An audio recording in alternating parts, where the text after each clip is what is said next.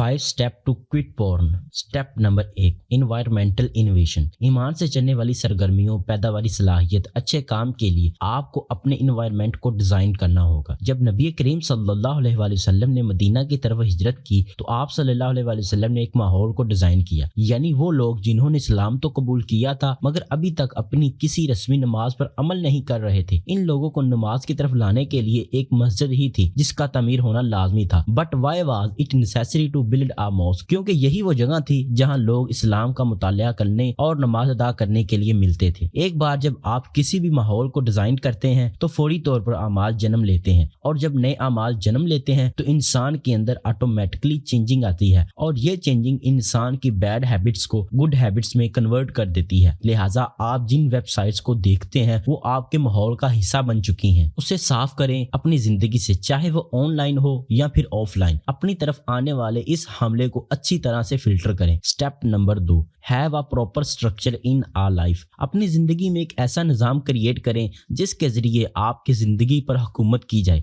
यकीनन वो निज़ाम कुरान और फरजंदे रसूल हज़रत मोहम्मद मुस्तफ़ा सल्लल्लाहु अलैहि वसल्लम पर मबनी है। वो प्लेसेस, वो जगह जहां आपको इस किस्म की एक्टिविटी ऑन होती है, अवॉइड किया करें ऐसी जगहों पर, क्योंकि जब भी आप ऐसी जगहों पर जाते हैं तो आपके माइंड में वही चीजें गर्दिश करना शुरू कर देती हैं जिनसे आप कतराते हैं। अपनी जगहों और चीजों को दूर रहें और एक ऐसी फहरिस्त क्रिएट करें, इस पर अमल करें। इस अमल से आपके अंदर सब्र तहम्मुल और बर्दाश्त की कुव्वत पैदा होगी, और ये अमल आपको इन चीजों की मलामत से रोके रखेगा। मिसाल के तौर पर अपने मोबाइल फोन को अपने रूम से बाहर रखना, इंटरनेट डिवाइसेस का कम से कम इस्तेमाल करना। Step number 3, have a support system. वो लोग हकीकी हैं जिनके सामने आप अपनी परेशानी का एतराफ करते हैं और वो आपकी मदद के लिए एग्री भी हो जाते हैं। This is very important part of life. अपने गुनाह पर फख्र करना और है और दूसरों से मदद मांगने में फर्क है।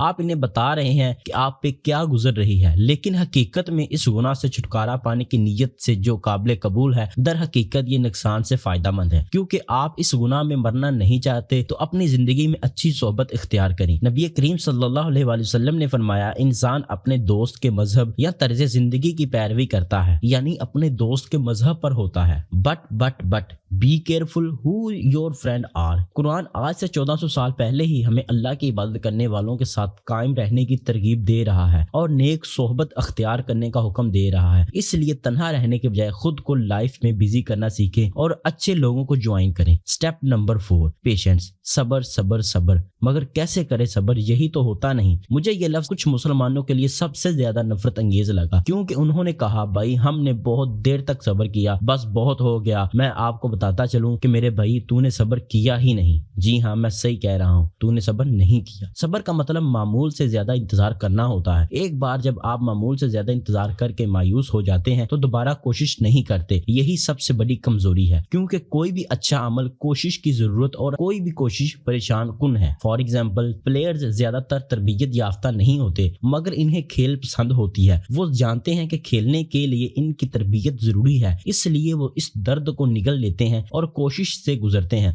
ताकि वो मुकम्मल तौर पर खेल के लिए फिट हो सकें। ये आपको याद रखने का वक्त है कि अच्छे अमाल से वाबस्ता दर्द को नजरअंदाज करें और अपने एहतसाबी निजाम को हमेशा के लिए मजबूत करें। Step number 5, exercise. हाँ, वर्जिश का कोई भी तरीका, कोई भी हरकत वही हार्मोन्स खारिज करती है जो आपके अंदर फाहिश मवाद देखने से पैदा होते हैं। अगर आप भी सेहतमंद जिंदगी को बरकरार रखना चाहते हो तो आपको घूमना फिरना, ऊपर नीचे कूदना, कोई भी चीज जो इन हार्मोन्स को पैदा करती है, फाहिश की लत से निजात के सफर के दौरान बहुत फायदेमंद है। इसीलिए उसे हमेशा बरकरार रखें। इसी में आपकी दोनों जहां में भलाई है। ये सब वो खूबसूरत तजर्बात हैं जो आपको फहश निगारी छोड़ने के नतीजे में अहम किरदार अदा करेंगे।